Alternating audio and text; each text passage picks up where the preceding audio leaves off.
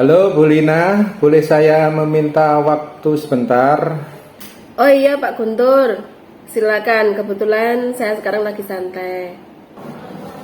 Baik Bu, saya akan melakukan kegiatan pra-observasi seperti yang sudah saya sampaikan kemarin, bahwa saya akan melakukan supervisi akademik di kelas. Tujuan supervisi akademik ini adalah untuk membantu Bu Lina dalam mengembangkan dan meningkatkan kompetensi sebagai guru, dan saya ingin melihat sejauh mana kesiapan Bu Lina dalam melaksanakan kegiatan pembelajaran. Nah, Bu Lina, dari obrolan kita ini apa yang Ibu harapkan dari saya? Saya berharap dapat mengembangkan kompetensi saya sebagai guru, khususnya dalam kegiatan pembelajaran. Baik Bu Lina, semoga saya dapat membantu ya. Kalau boleh saya tahu, besok akan mengajar materi apa? Mengajar materi tentang membuka usaha. Oh iya Bu, kira-kira tujuan pembelajaran apa yang ingin Ibu capai besok itu? Melalui kegiatan mengamati dan menganalisa, sisa mampu mengidentifikasi antara lain satu, hal-hal yang menjadi kekuatan membuka usaha. Yang kedua, hal-hal yang menjadi kelemahan membuka usaha. Sehubungan hal tersebut, persiapan apa yang sudah Ibu persiapkan? Saya sudah mempersiapkan perangkat pembelajaran seperti RPP, media pembelajaran. Oke, sudah lengkap berarti. Terkait hal tersebut, apa kesulitan atau hambatan Ibu dalam menyampaikan materi pembelajaran besok? Dalam satu kelas, pasti kemampuannya berbeda-beda. Ada yang mudah menerima materi, dan juga ada yang sulit untuk menerima materi. Terus terkait hal tersebut, strategi yang akan Ibu lakukan dalam mengatasi kesulitan itu apa? Saya akan menggunakan media pembelajaran yang beragam untuk memfasilitasi kebutuhan siswa yang beragam. Oh iya, berarti Ibu sudah mempersiapkan media pembelajaran yang bervariasi sesuai kebutuhan siswa. Bagus sekali. Dari sini sudah kelihatan bahwa Ibu sudah menerapkan pembelajaran berdiferensiasi ya Bu. Untuk hal tersebut masih saya persiapkan Pak. Lalu untuk menyelesaikannya, bantuan dari siapa yang Ibu harapkan? Saya akan meminta bantuan rekan guru untuk membantu. Baiklah, semoga semua berjalan dengan baik, mulai dari persiapan sampai dengan pelaksanaan. Dari penjelasan Ibu tadi, berarti Ibu ingin mengembangkan kompetensi profesional, sosial, dan kepribadian. Nah, strategi apa yang akan Ibu lakukan untuk mengembangkan kompetensi itu? Saya akan menyiapkan perangkat pembelajaran dengan lengkap dan berpihak pada murid seperti RPP yang memuat pembelajaran yang berdiferensiasi dan PSE, media pembelajaran yang menarik dan menyenangkan. Oke, bagus sekali Bu. Insya Allah saya bisa membantu Ibu dalam mengembangkan kompetensi yang ingin Ibu capai dalam observasi nanti. Insya Allah setelah kegiatan observasi nanti kita akan ngobrol lagi tentang apa yang belum dan sudah terlaksana. Baiklah Bu, besok kita laksanakan kegiatan yang kita sepakati sesuai jadwal. Iya Pak, terima kasih. Dadah. Oke ya Bu, sama-sama, terima kasih.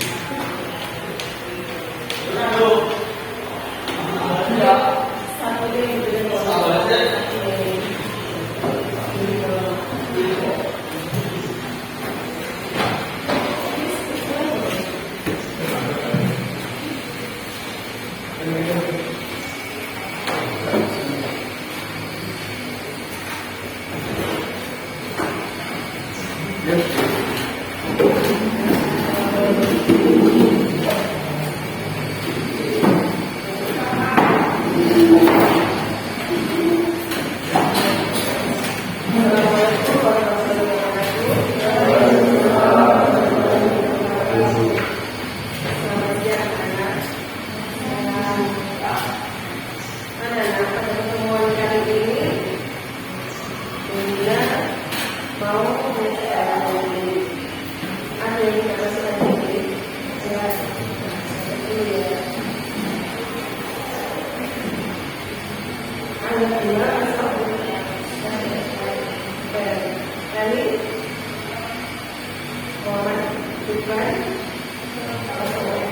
Karena kita masuk. Ini masuk semuanya ya. Oke, baiklah. Untuk pertemuan kali ini, Bina untuk menggunakan Bina sudah mengajarkan apa? Ya, tentang peluang usaha. Ada yang masih ingat? Apa pengertian peluang usaha kemarin? Ya, kita.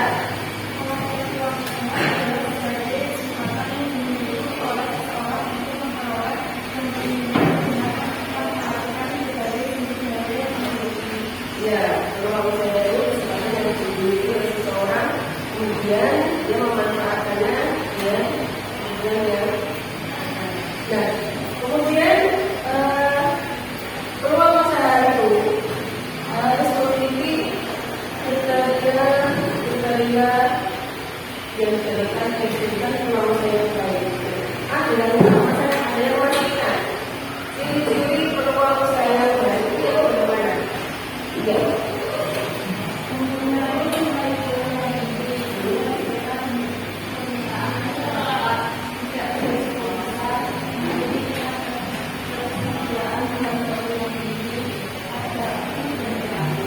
Ya, jadi ciri-ciri peluang usaha yang baik itu yang pertama bersifat apa?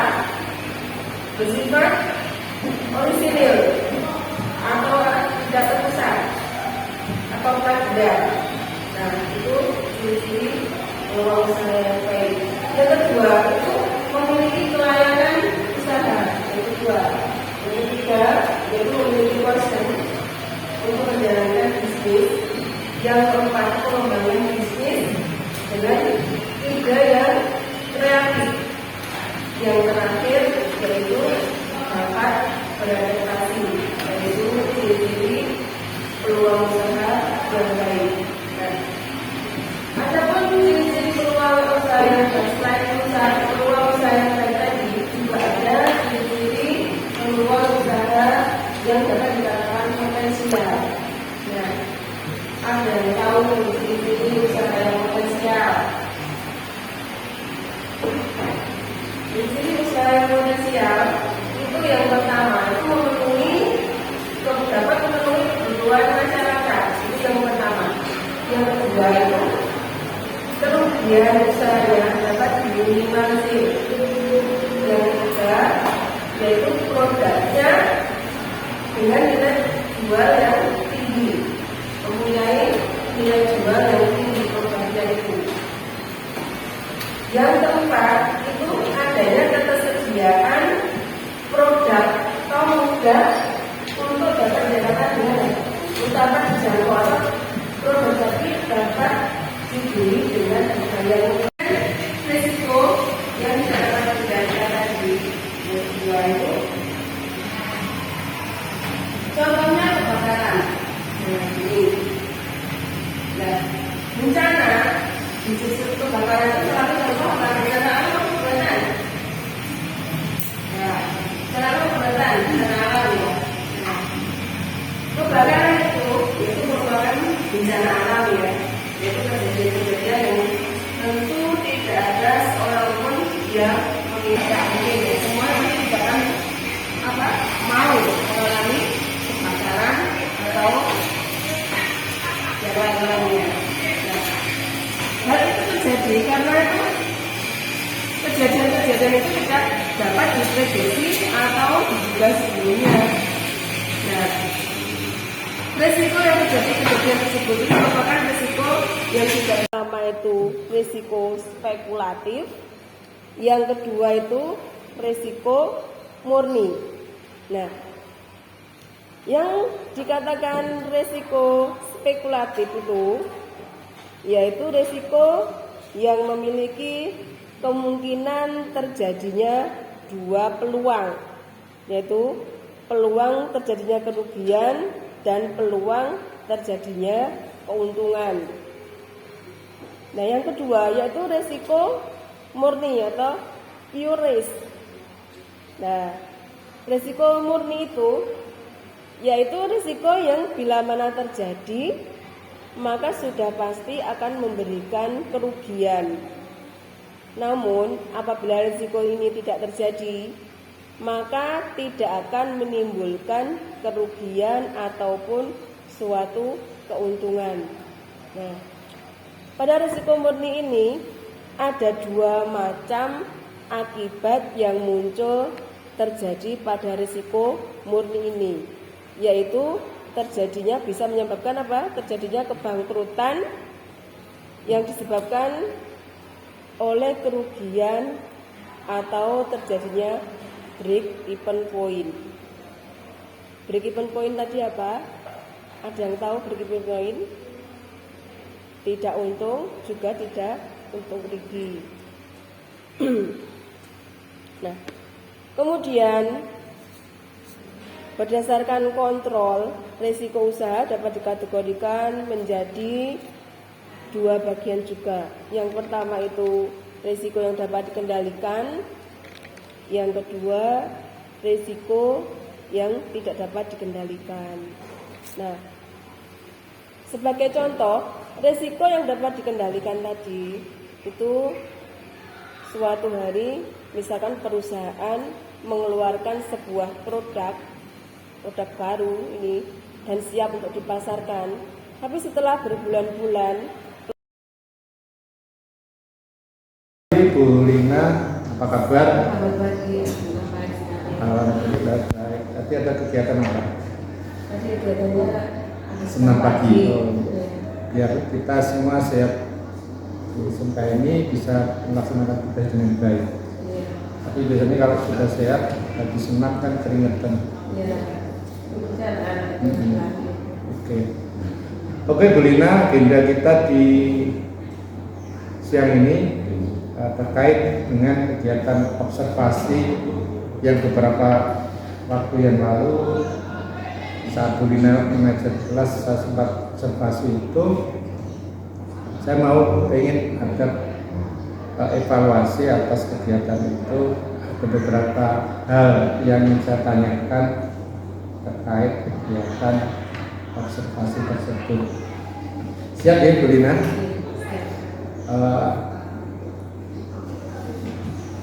Bu Lina, kemarin pada saat kita observasi di kelas, kesan Bu Lina bagaimana? Ketika kita observasi di kelas, kita menyaksikan Bu Lina mengajar di kelas, kesannya bagaimana? Kesan saya dalam melaksanakan tugas pembelajaran di kelas, saya sudah menyusun RPP atau modul pembelajaran sebagai acuan dalam kegiatan awal pada kegiatan inti sampai dengan kegiatan akhir dalam pembelajaran dan dapat dilaksanakan dengan baik. Kesan saya dalam pembelajaran saat kegiatan observasi kemarin, yang pertama, siswa sangat antusias sekali dalam mengikuti proses kegiatan pembelajaran dari awal sampai akhir. Nah, kemudian saya sendiri sangat bersemangat untuk memberikan materi di depan kelas. Yang ketiga, dalam beberapa penerapan modul atau RPP, saya mau bahwa ada beberapa yang kurang optimal, khususnya dalam penyerapan materi pembelajaran. Terus itu terkait evaluasi pada saat kita kemarin di kelas D. Terus setelah kegiatan observasi, ini ada kegiatan pasca observasi ini, utamanya ketika didapatkan beberapa kendala pada saat pembelajaran di kelas. Mungkin bisa dijelaskan, Bu Lina? Ya, sepengetahuan saya dalam kegiatan wawancara, setelah observasi ini bertujuan untuk sedikit mengevaluasi keseluruhan proses pembelajaran yang dilaksanakan kemarin. Kemudian membicarakan tentang kendala-kendala yang ditemukan di lapangan pada saat proses pembelajaran. Oke. Terus terkait pembelajaran kemarin di kelas, kira-kira Bu Lina sudah menerapkan nilai-nilai pembelajaran berdiferensiasi dan juga telah menerapkan unsur-unsur KSE di dalam pembelajaran tersebut, mungkin bisa dijelaskan begini. Yang sudah saya tuangkan dalam modul pembelajaran, di mana saya sudah menerapkan nilai-nilai pembelajaran berdiferensiasi mulai dari diferensiasi konten, diferensiasi proses, maupun diferensiasi produk. Indikator diferensiasi konten itu adalah di mana saat siswa konsentrasi pada konten materi yang mereka butuhkan. Nah, kemudian indikator diferensiasi proses yaitu di mana saat siswa mendiskusikan materi dengan cara mereka seperti dalam kelompoknya. Nah, kemudian diferensiasi produk di mana saat siswa harus menunjukkan dan diskusi, kemudian dibebaskan untuk mengeluarkan tugas dalam berbagai media seperti buku, media presentasi, media sosial, dan lain-lain. Oke, terus terkait dengan proses pembelajaran kemarin, kira-kira hal apa yang memuaskan untuk Alina, termasuk juga kira-kira ada kendala apa pada saat di kelas kemarin? Mungkin bisa dijelaskan terkait hal-hal yang memuaskan dan beberapa kendala yang terjadi. Beberapa hal yang memuaskan pada saat proses pembelajaran kemarin, yang pertama terkait dengan kesiapan siswa dalam menerima pelajaran di kelas, yang mana siswa terlihat antusias sekali dalam menerima dan mengikuti proses pembelajaran di kelas.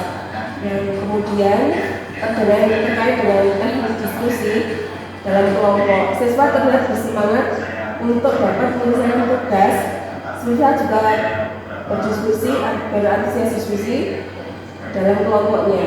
Kemudian saat menyampaikan tugas di depan kelas, masing-masing kelompok juga terlihat antusias sekali dalam mempresentasikan hasil diskusi kelompoknya. Oke, terus terkait pada penerapan KSE, kira-kira apa yang telah Ibu laksanakan dan terapkan di kelas pada saat pembelajaran kemarin? Dalam hal penerapan KSE atau pembelajaran sosial emosional, saya juga sudah menerapkannya dalam modul pembelajaran. Jadi yang pertama, indikator penerapan unsur KSE kesadaran diri, saya laksanakan di kegiatan awal pembelajaran mulai dari penerapan nilai-nilai profil Pancasila sampai dengan refleksi awal pembelajaran. Nah, ini supaya siswa dapat mendapatkan kesadaran diri untuk siap dalam menerima pembelajaran dahulu.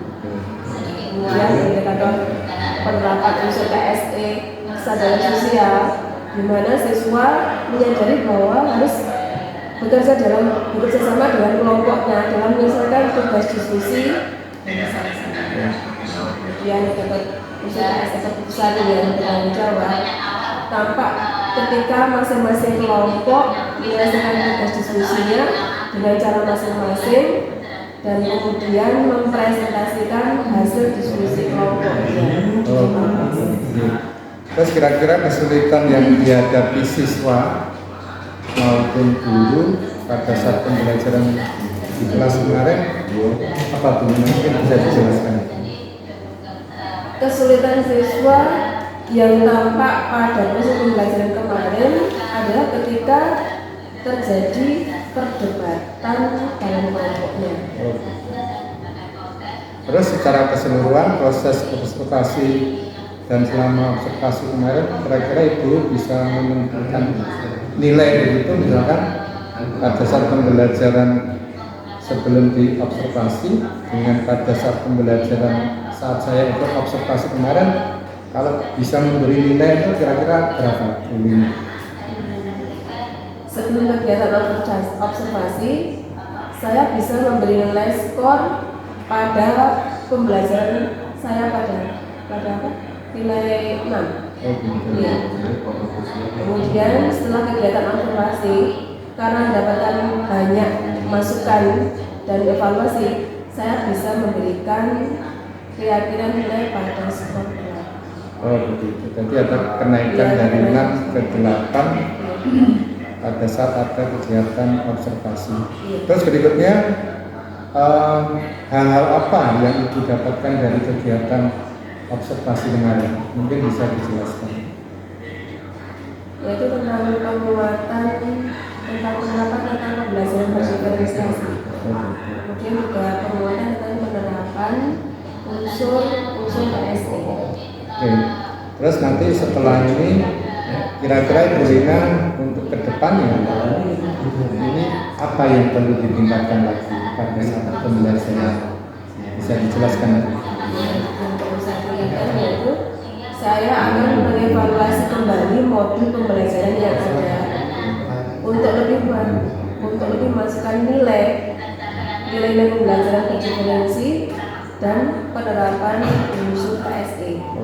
Kemudian juga menyusun kembali modul pembelajaran yang benar-benar menerapkan secara keseluruhan pembelajaran yang berdiferensiasi dan unsur KSE lebih memberikan pembelajaran yang sesuai dengan kebutuhan siswa.